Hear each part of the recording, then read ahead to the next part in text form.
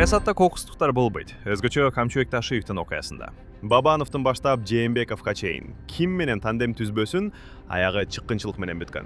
Тосмодо секирген мүндөн ушул күнгө чейин Ташиев бир нече ирет өзгөрдү. Кырдаалга жараша өтүк алмаштырууну адатка айландырган. Кимдир бирөөлөр үчүн элдик баатыр, ал эми чындыгында жеке амбициясынын кулуна айланган Ташиев тууралуу сөз кылабыз. 2012 жылдан берки кадамдарын барактап көрсөк, салмактуу стратегиясы жок экени айкын болот. Анын ийгилигинин сыры бул туруксуздук. Элдин эсинде Ташиевдин саясий көз караштары эмес, көбүнчө Ак үйдүн темир тосмосунан ашканы, сот залындагы чуулары жана кезектеги кайым айтышуудан кийинки үзөңгүлөш достору менен күтүүсүз коштошуулар калды. Ташиевдин тандеми ураганда позициясын алмаштырып, башка саясатчыга секирип, ал да болбой калганда үчүнчүсү менен кызматташып келген. Дал ушул туруксуздук анын ийгилигинин сыры болуп саналат.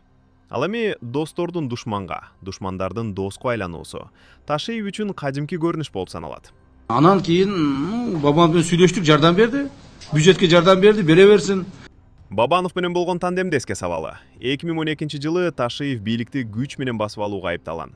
Соттук отурумда Ак үйдүн тосмосун элдин кызыкчылыгы үчүн ашып түшкөнүн, бул кылмыш эместигин айтып актанган. Жогорку кеңештин депутаты катары Ташиев мыйзамдардын аткарылышын көзөмөлдөөнүн ордуна аны биринчилерден болуп бузган. Забордон секирүү аракети көчө демократиясынын эң начар формасы. Ал мыйзамдуу жол менен маселе чечүү маданиятын жокко чыгарган. Ошентип Ташиевке карата козголгон кылмыш иши 2013 жылы аяктаган. 2014 жылдын башында жогорку кеңештин депутаты мандатынан расмий түрдө ажыратылган абалда болчу. Бул жылы негизинен соттук чечимдердин кесепеттери менен күрөшүп, саясий аренанын тышында калган. 2014 жылдын эң маанилүү саясий окуясы Камчыбек Ташиев менен Өмүрбек Бабановдун биригүүсү болгон. Эки лидер Ата Журт жана Республика партияларын бириктирип, жаңы Республика Ата Журт партиясын түзүшкөн. Бул кадам 2015 жылдагы парламенттик шайлоого чоң даярдык катары бааланган. Ошол кездеги саясий эксперттер үчүн бул күтүүсүз тандем болгон. Анткени эки лидер мурда оппозициялык жана бийликчил лагерлерде ар башка позицияларды ээлеп келишкен. Мандатынан ажыратылганлыгына карабастан өзүнүн саясий электораты менен байланышты үзбөй, кийинки шайлоого база даярдаган. Ал эми Бабанов менен биригүүнүн максаты чоң саясатка кайтып келүү болгон. Ошентип 2015 жылы Республика Ата Журт партиясы экинчи орун менен шайлоодо утуп чыгат. Бирок Ташиев мандатынан ажыратылган. Анткени шайлоо алдындагы үгүт иштери кызып жаткан маалда 2015 жылдын сентябрь айында Сузак районунда жагымсыз окуя катталган. Өнүгүү Прогресс партиясынын өкүлү Абдуманап Абдувахаповду Ташиев токмоктоп салат. Жанындагы 20 000 долларын тартырып алганын айтып арыз жазган. Келип эле штабтан бир баланы уруп, сразу мени бууп, балдар колуну кайрып эле эки жактан жан сакчылар менен тээп кетти. Баарын тааныйм. Болгон окуя ушул болду, анан биз бийликти басабыз, силер аны көрөсүңөр деп мен премьер-министр болом, Бабанов президент болот, анан көрсөтөм силерге деп туруп, сен шарттарды крышавать этип алсың деп ушундай жагымсыз улуттук вопростор кетет да. Бул окуяга байланыштуу мандатсыз калган Ташиев шайлоодон кийин Бабанов менен болгон тандеми жокко чыккан. Анткени Республика Ата Журт партиясында жалгыз лидер болгусу келген. Ошентип Бабанов менен мамиленин үзүлүшү Ташиевдин таш жарган амбициясы болду. Кошумчалай кетсек, 2010 жылы Мекенчил партиясын түптөгөндөрдүн бири катары аталган саясий уюмдун саясатын жүргүзгөн эмес. Садыр Жапаров куугунтукка алынып, өлкөдөн чырып кеткени же камакта болгондо Ташиев башка саясий топторго секирик жасаган.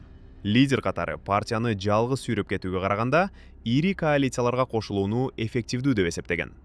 Анткени башка лидерлер аркылуу бийликке жетүүнү көксөбөн. 2017 жылдагы президенттик шайлоодо Камчыбек Ташиевдин позициясы көпчүлүктү таң калтырган. Шайлоо алдында оппозициялык лидерлер Ахматбек Келдибеков, Адахан Мадумаров менен биргеликте тандем түзүп биригишкен. Бул тандемдин арасынан бирөөсү президенттикке талапкер болмок. Бирок амбициясы таш жарган Ташиевди аталган тандем шайлоого талапкер катары көрсөтпөй койгон. Кантип биригишим керек?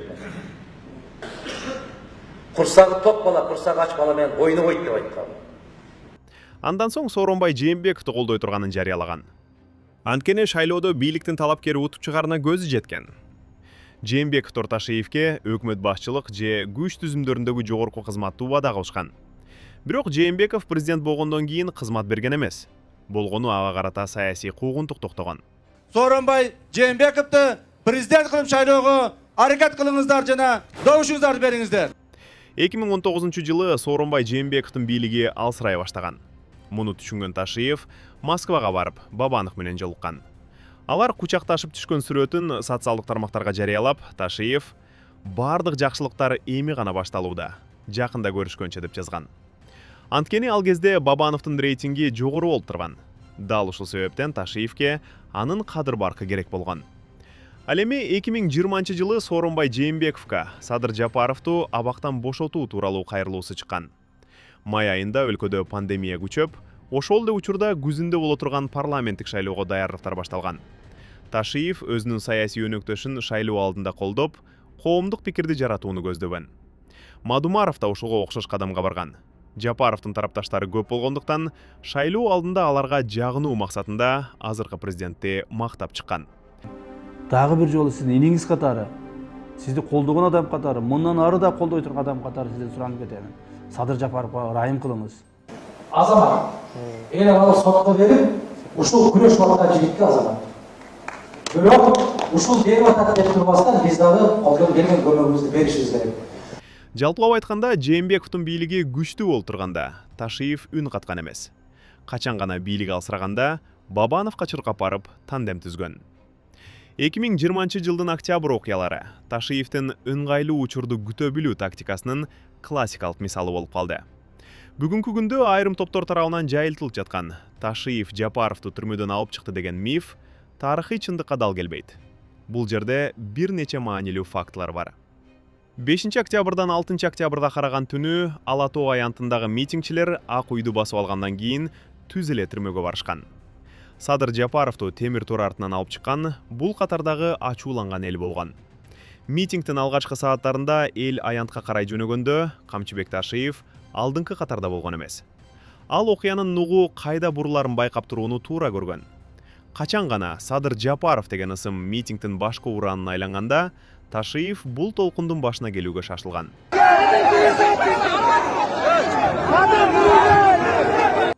Эгер эл Бабановду же башка бир лидерди жапырт колдоп кеткенде, Ташиевдин позициясы башкача болмок.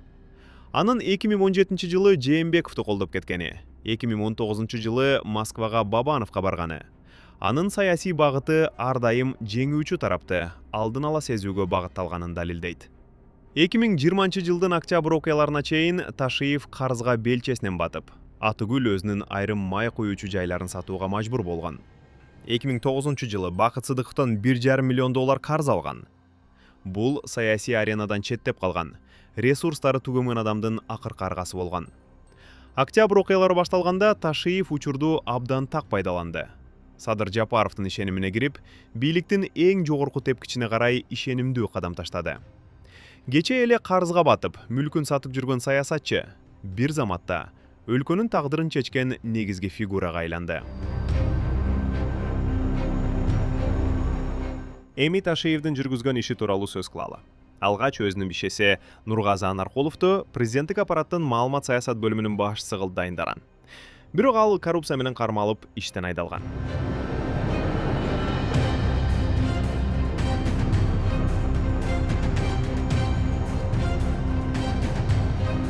Атайын кызматтын жетекчиси болуп турганда бизнесмендердин мүлкүн тартуу алып байган. Атүгүл кол алдында иштеген Элдияр Жакпековдун кылмыштуу иштерине күбө болдук. Мунун баарына Ташиев жол берген. Элдияр Жакпеков тууралуу учка айта кетели.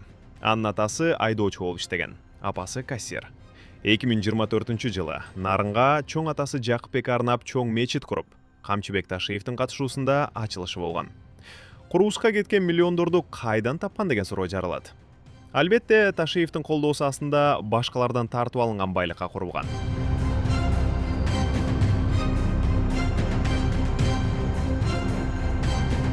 Ташиевдин кланы бизнесмендерди гана тоноптун болбостон, мамлекеттик мекемелерди да басып алган. Мисалы, Кыргыз нефтегаздагы коррупциялык схемаларды түптөгөн. Салык мекемеси ортомчу компаниялар аркылуу жүргүзүлгөн операциялардан мамлекет 4 миллиард сомдон ашык зыян тартканын аныктаган. Кыргыз нефтегаз ишканасы өзү өндүргөн мунайды өзүнө караштуу Кыргыз Petroleum Company заводунда кайра иштетип, бензин, дизель, мазут жана газ чыгарат. Бирок өндүрүмдүн 30% 10 чакты ортомчу компанияга сатылып турган.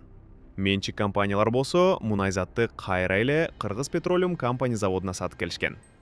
Дал ошол ортомчу компаниялар Ташиевке таандык болгон. Жөнөкөй суроо пайда болот. Эгер завод ишкананын өзүнө тиешелүү болсо, анда ортомчулардын эмне кереги бар?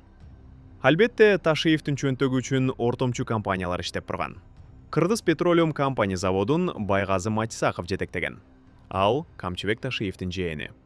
Ошентип, жалпы 262 000 тонна мунайды Ташиевдин кланы кымырып кетти.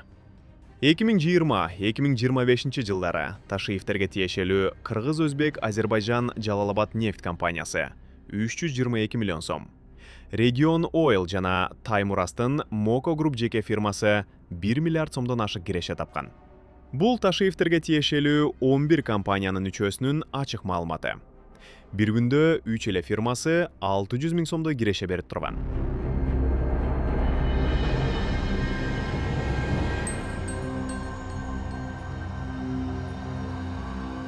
Эки миң жыйырма төртүнчү жылы монополияга каршы жөнгө салуу кызматынын төрагасы кызматына Жээналы Орозбаев дайындалган. Ал Ташиевдин классташы. Дал ушул Орозбаевдин тушунда кымбатчылык орун алып, баалар көзөмөлдөнбөй калган. Бирок Ташиев анын кемчиликтерине көз жумган. Ош шаарынын мэри Женишбек Токторбаев Ташиевдин досу экенин көпчүлүк жакшы билет. Токторбаев ишкерлерди коркутуп, аткарылган иштин акчаларын толук бербей, уруксаты жок жерлерге курулуш иштерин жүргүзүп, үйлөрдү мыйзамсыз бузуп келди. Элдердин айткандары баягы шаарга подарок этип койгула, эме койгула деген сөздөрдүн окуп, мындай бул мисалы пешнеттер менен тапкан акчаны салгансың бул жака. Андан кийин кача биз ошобузду эле чыгарып алсак деп атабыз, мындачы. Эртерээк мына жолду жаап башка иш кылышыбыз керек да биз дагычы. Өзүбүздүн мээнетибиз менен тапкан акчаларда буларчы. Бул ушул магазинди алыш үчүн мен ушул жерде 12 жыл иштегем да, мына обычный эле контейнерде сода алат болчумун, мындачы. 12 жыл иштеп тапкан акчабызды мынтип алып, 1,5 жыл ичинде мынтип күйүп отурганыбыз жаман болуп атат да. Канал жээгине курулуш кылууга тыюу салып, бирок өзүнүн рестораны бул талапты аткарбай келгенин да жакшы билебиз. Женишбек Токторбаев деген Камчыбек Ташиевдин классташы. Ош шаарына мэр болуп, бүт ошол корук зонасында, анан каналдын жээгинде деп, каналдын жээгине жакын курулган канча объектилерди буздуруп, кафелерди буздуруп, 50 метр ары жылыш керек деген шылтоо менен бүттүгүн снос кылдырды да. Анысы туура эле. Бирок ошол Токторбаевдин өзүнүн кафеси экен мыногу. Ошол Женишбек Токторбаевдин өзүнүн кафеси экен. Муну айтып атышчу да. Ошол каналдын жээгине, суунун жээгине курулган деп. Мына могу жерде бир ортону бойлоп кеткен чоң канал бар экен. Ушул каналдын жээгине куруп, андан тышкары мына мыногу тетигинтип үстүнө гостиница кылып, анан кийин монтип көпүрө болуп, көпүрөнүн үстүнө куруп алыптыр да. То есть адам бир нерсени баштагандан кийин, ошол бир эрежени коомго орноткондон кийин жетекчи деген өзү ошол эрежеге шайкеш мыйзамды бузбаган адам болуш керек да. Токторбаев 100дөн ашык батирди туугандарына таратып, эл алдында муктаждарга берилди деп өзүн пиарлап жүрдү. Ош мэриясын 12 миллиард сом карызга батырды.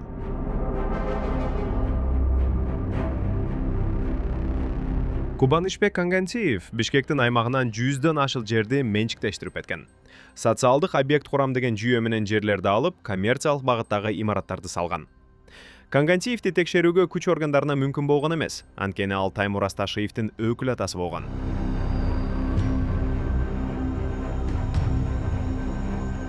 Иниси Шайырбек Ташиев казиного бир күндө 1 миллион 350 миллион доллар утурган. Карыз маселесин чечүүгө Камчы Көлбаев аралашкан. Ал тургай карызды жабуу үчүн Ташиевтерге таандык Жалалабадтагы мунай иштетүүчү завод кепилдикке коюлган. Анан мен заседанияда отурсам, Камчы Көлбаев чалды мага. Сен билесиң, жанымда отурат. Камчы Көлбаев чалды, Шайырбеком, Грузияга барып, шуна билесиз. Сен күнчүлүк болсо Көлбаев Бишкектен жерден жолу калды. Мен ал киши мен телефон каяктан тапкан билбейм.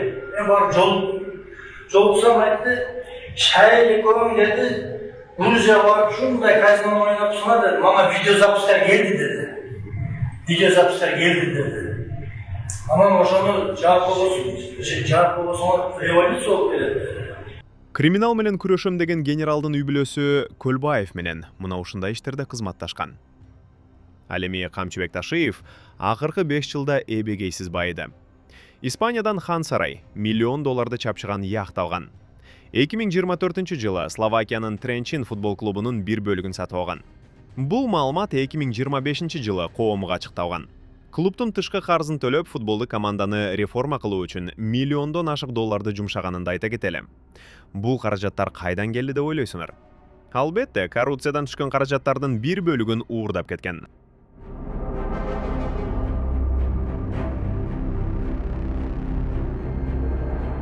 Садыр Жапаров Ташиевке толук ишенген.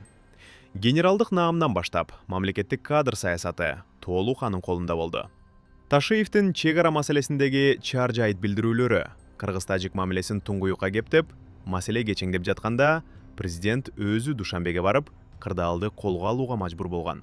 Булар 100 гектар жер сурады эле. Бул мен башында чын айтканда анча-мынча билбей туруп эле ал жерде. Болуп тур деп коюпмун. Кийин балдар айтып келишти. Мына Бактыбек Болбурович айтты, госрегистрлер келип айтты, 100 гектарды берсек болуп калат. Себеби ал жерде биздин погран заставабыз бар, ал жерде биздин жолубуз бар, башкабыз бар. 50 гектар берсек жетишет деп. Ташиев болсо, атайын кызматты өз рейтингин көтөрүүгө, бизнес чөйрөсүн тоноого жана 75 аксакалдын окуясы сыяктуу жасалма окуяларды уюштурду. 75 аксакал, көксакалдын каты боюнча кайрылуулар дагы эле болуптур. Коомчулукта бир топ жерде ушул биздин журналисттер дагы ушул жерге келип депутаттардан сурап, депутаттар менден дагы көп сурап атышат. Ал боюнча жалпы мындай маалымат берип коеюн. Менин биринчи эле иш күнүмдө ал кат кайсыл жерде деген аныктаманы жүргүзгөнбүз.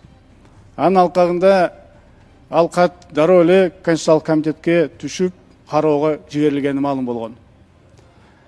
Биз бир топ убакыттан кийин бир белгисиз себептер менен жагдайларды түшүнбөй эмне болуп атканын биз ал жерде комиссия түзүү чечимин кабыл алып, мен өзүмдүн тескеме менен ички комиссия түзүлүп, толук түрдө кагаз кантип бул жака келгенин жана кантип Конституциялык комитетке түшүп кеткенине чейин бардыгын аныктап чыккан. Бүгүнкү күнү ал жыйынтык МВДга берилген, ал жакта тергөө өз жумушун алып барып атат. Эң коркунучтуусу бийликтин ичиндеги троя аттары. Нурлан Шакиев Ташиевди аталык деп атап, президенттин кадыр баркын төмөндөтүүгө жасаган аракети жөн жерден эмес. Камчыбек Кыдыршаевич мен тамашалап коем, кээде азыркынын аталыгы сизсиз деп. Бир аталыкка экинчи аталык колдоп, мынакей ушул Айкелдин турушуна Камчыбек Кыдыршаевичтин дагы чоң салымы бар. Сен могу 20-жылдарга чейин карапайым адам элең, кандайдыр бир кара светтеги БМВны алып, үй жайыңга тура бар эле. О теги жакта Бакиевдин убагында алган жерлериңе салган үйлөрүң. Мындай кредит сыяктуу алып бир БМВ минип жүргөн жайың бар эле. 20-жылдан кийинки абалыңы мен көрө албай турган адамдар менен эмесмин, бирок Кудай таалам бардыгын ордуна коюп, бүгүнкү күндө сынап атат сени. Нурлан, бул элден алганың, бирөөлөрдү сындыргандарың камчакеге көтүңү такап алып туруп, ар кимден алып койгон дүнүйөлөрүң сага жукпай атат. Министрликтерге Ташиевдин кадрларынын дайындалышы бул эрте өтчү шайлоого даярдык болчу.